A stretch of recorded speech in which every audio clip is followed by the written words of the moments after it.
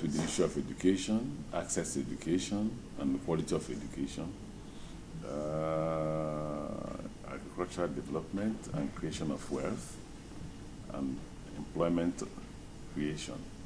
So these are things that will benefit the Nigerian community. And it's great that we, the governors of the country, thought it wise to deal with these issues. The conference in America, in which almost all the governors in the Northeast and Northwest are attending, they are there.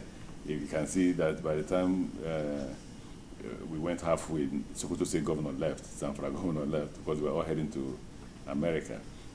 In the morning, Kano called in with Adamawa to say they were already heading to America. Adamawa was already even in Britain by this morning. So a lot of them are gone there. The rest may have one reason or the other why they're not present. But at least we had the coup. At the beginning of our first term, we did not focus on agriculture. Our focus was on infrastructure development and education, health and power. But when we discovered that if we needed to deal with and be successful about fighting insecurity, then we needed to deal with employment and income generation. And to do that, we need to create that employment through agriculture, because about 80% of those who were involved in kidnapping and militancy were those who had not even gotten acquired their first school living certificate, and they had grown above acquiring first school living certificate and may not want to go back to school.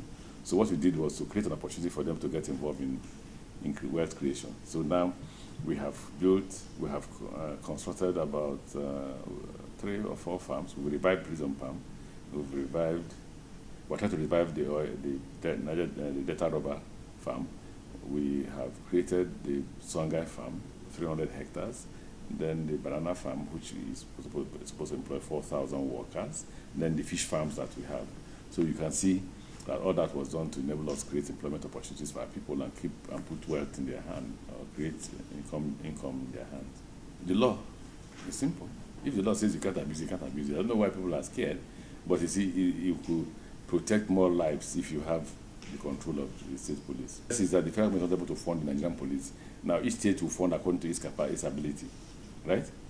The state will fund according to its ability. And the moment you start funding your own police, you equip them, they are well trained, then they're able to reduce insecurity in the state.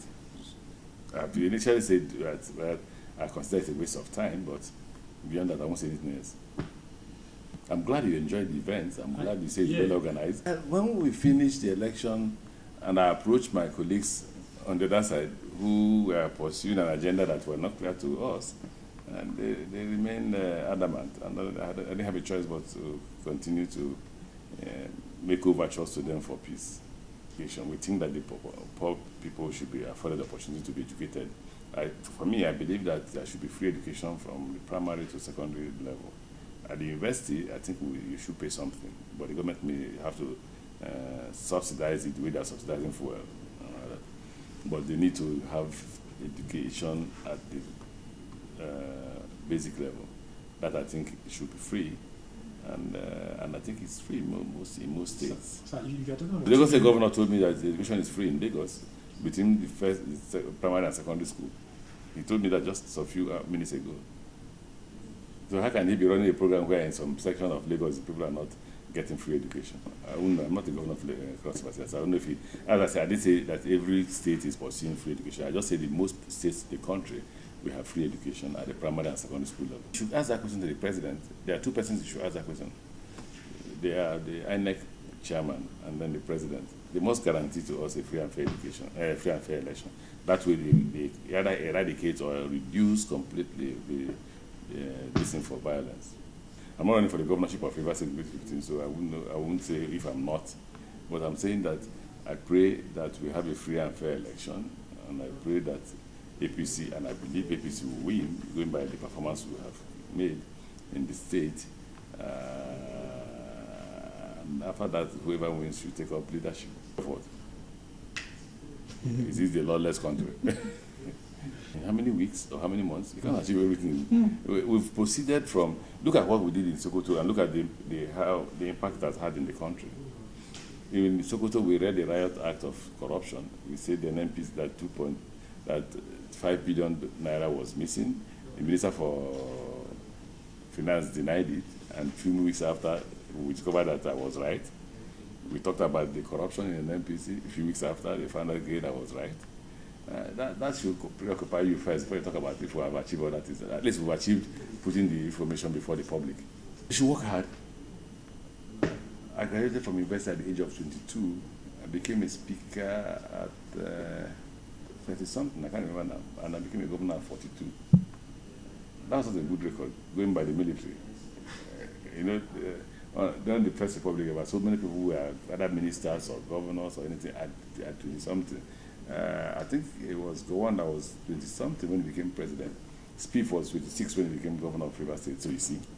But for me, who did not have any godfather, who had to struggle and wait for God's blessing and all that, it means that if the youths work hard, they won't be governors at 50. So I say you have to work hard to be governor to be able to actualize your vision. If you don't have a platform, how do you actualize your vision? Well, if you don't have a platform, you'll be making noise.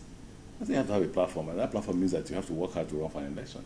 You continue to put yourself off for election, and one day they will hear you and you win. And when you win, then you can actualize you can use that platform to actualize your vision. It's affected our revenue so badly that we don't have enough revenue to pay salaries, to do social development and all that. I've said that before.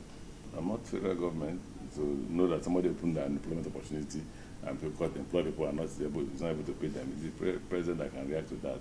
And I don't know what else I can do if it's me, because I don't see anything like that in River State. Yeah, thank you. Thanks, sir.